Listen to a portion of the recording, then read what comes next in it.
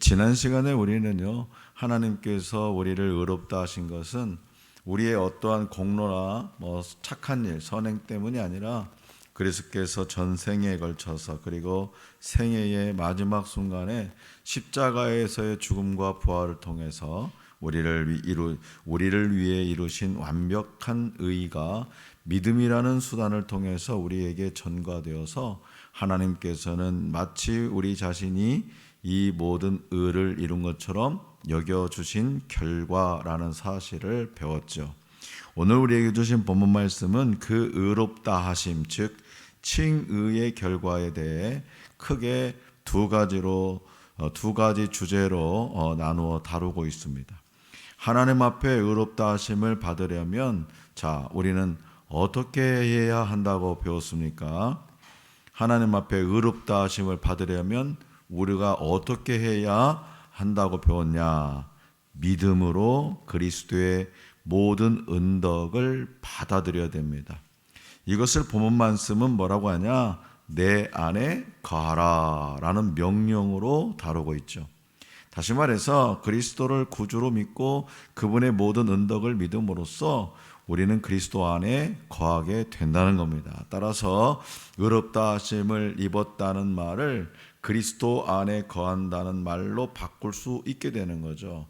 그렇다면 이처럼 의롭다 하심을 입은 것, 다시 말해서 그리스도 안에 거한다는 것이 우리에게 어떤 결과를 가져오냐? 첫째, 은혜로 우리 구주이신 예수님께 접붙여지는 결과를 가져온다는 거예요.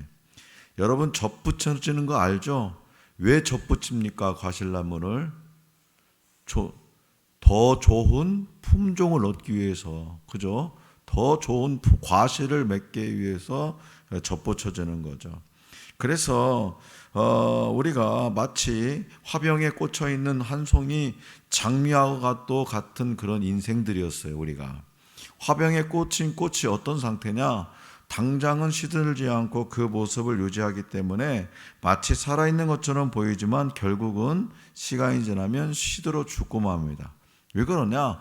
그 이유는 뿌리와 연결된 원래의 줄기로부터 떨어져 나왔기 때문이죠. 따라서 그 꽃은 당장은 싱싱해 보이고 예뻐 보이지만, 예뻐 보이고 있더라도 살아있는 것이 아니고 죽은 거라 이렇게 할 수 있어요. 그래서 우리가, 저와 여러분들 바로 이와 같은 상태에 있다는 거죠. 죄와 허물로 하나님으로부터 떨어져 죽은 자들이었습니다. 그러나 참된 믿음으로 그리스도의 모든 은덕을 받아들임으로써 그분과 연합했다는 거죠. 그 생명의 근원이시며 살아있는 원줄기이신 예수 그리스도께 접붙여져서 그분의 생명에 참여하게 되었습니다. 둘째는요, 가지로서 원줄기이신 그리스도로부터 나오는 선한 열매를 맺게 된다는 거예요. 실제로 접붙이기는요, 오늘날 대단히 광범위하게 사용되고 있는 장목 기술입니다. 이 접붙이기의 특징이 뭐냐? 접붙이기를 한 그 가지는 자신이 접붙여진 원줄기가 빨아올리는 영양분을 이 원줄기가 빨아올리는 영양분을 이 접붙인 이 자기도 받아서 생명을 누리게 된다는 거예요. 또한 그 원줄기의 영향을 받아서 열매의 특징이 변하게 된다는 거죠. 그래서 원래 그리 좋지 않은 열매를 맺던 작물의 가지를 다른 유사한 종의 줄기에 접붙이면 원래 것보다 좋은 열매를 맺게 되는 거죠. 제주도에 가면요, 예전에는 귤 이렇게 했는데 지금은 하여튼 여러 품종이 나왔어요. 천리향, 또 뭐 있습니까? 예? 레드향, 또 천혜향, 여러 가지가 있잖아요. 이런 품종들이. 이것이 바로 접붙여준 결과예요. 예. 이처럼 우리는요, 죄인들로서 악하고 더러운 열매를 맺을 수밖에 없었지만 참 생명이신 거룩하신 예수 그리스도께 딱하니 접붙여짐으로써 지금까지 맺던 악한 열매가 아닌 선하고 거룩한 열매를 맺게 됐다는 거죠. 다시 말해서 죄와 허물로 죽었던 우리가 생명의 근원이신 주님께 접붙임을 받아서 그분의 생명을 공급받게 되고 그분으로부터 오는 그 생명 때문에 거룩하고 선한 열매를 맺게 되는 것이 바로 우리가 믿음으로 그리스도의 모든 은덕을 받아들이고 의롭다 하심을 받은 결과로 주어진 선물이라는 사실을 여러분 믿으시기 바랍니다. 자, 그렇다면 우리가 믿음으로 하나님 앞에서 의롭다 하심을 입고 그리스도께 접붙여졌다는 사실에 대해서 우리가 공부하고 있는 하이델베르그 요리문답은 어떻게 설명하고 있는지 함께 살펴보겠습니다. 자, 먼저 62문답을 함께 읽어보겠습니다. 62문답. 우리의 선행은 왜 하나님 앞에서 의가 될 수 없으며 의의 한 부분이라도 될 수 없습니까? 하나님의 심판대 앞에 설 수 있는 의는 절대적으로 완전해야 하며 모든 면에서 하나님의 율법에 일치해야 합니다. 그러나 우리가 이 세상에서 행한 최고의 행위라도 모두 불완전하며 죄로 오염되어 있습니다. 네, 지난 시간에 우리는 오직 믿음으로만 하나님으로부터 의롭다 하심을 받을 수 있다는 사실을 배웠어요. 왜 그러냐? 그 이유를 설명하기 위해서 우리는 로마서 3장 23절 말씀을 살펴볼 수가 있는데요. 로마서 3장 23절은 뭐라고 기록되어 있냐? 모든 사람이 죄를 범하였음에 하나님의 영광에 이르지 못하더니, 이렇게 기록되어 있어요. 여기서 모든 사람이란 뭐냐? 지금까지 나고 죽은 사람, 지금까지 태어나서 죽고 태어나서 죽고 태어나서 죽고 죽은 사람, 그리고 지금 살아있는, 또한 앞으로 나고 죽을 모든 인류가 단 한 사람도 빠짐없이 다 죄인이라는 사실을 가르쳐주는 말씀이죠. 따라서 우리는 어떤 행위로는 이미 다 하나님 앞에서 실패한 자들입니다.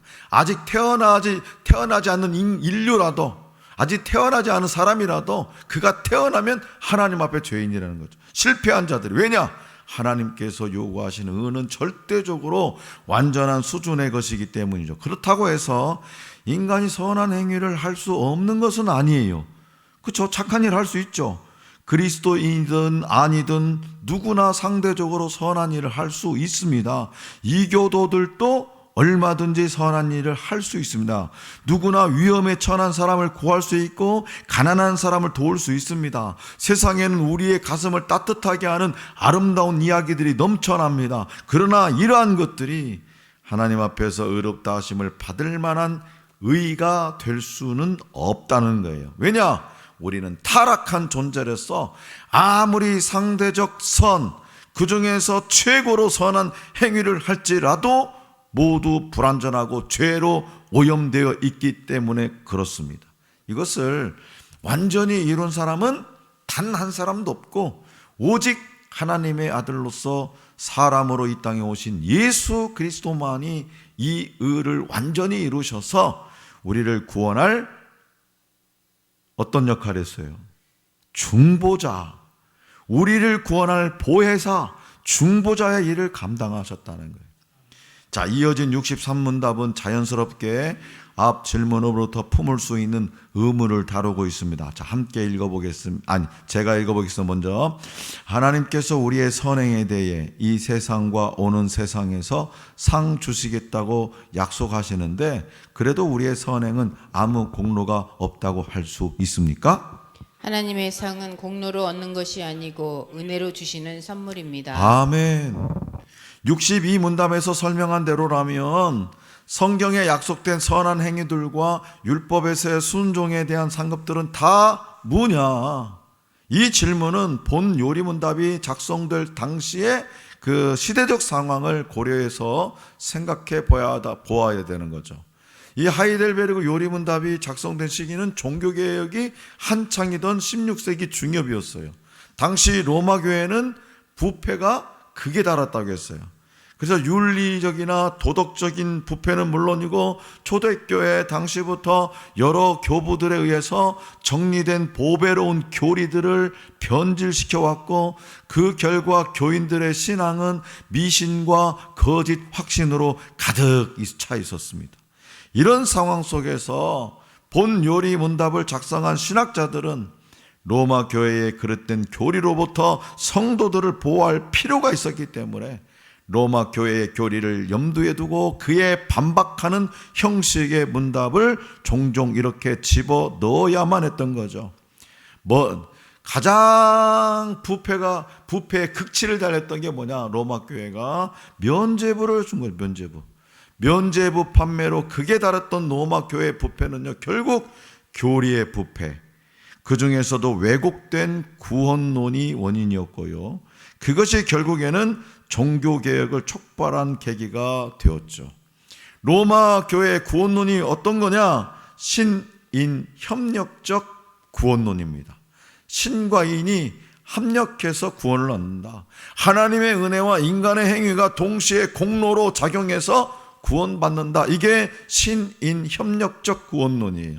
그러나 성경은요, 인간의 행위가 공로로 작용한다는 어떠한 증거도 제시하지 않습니다. 오히려 성경을 바르게 읽은 사람은요, 그 진리를 통해서 자신의 죄인됨을 깨닫고 자신에게서 소망을 찾을 수 없어서 상한 심령으로 하나님의 은혜를 구하며 그분께 나아갈 수밖에 없다라는 거죠.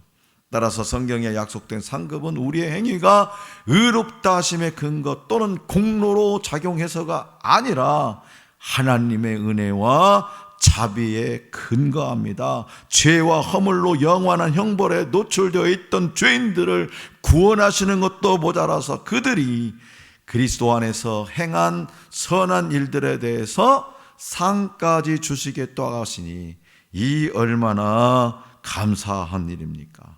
그런데 문제가 있어요.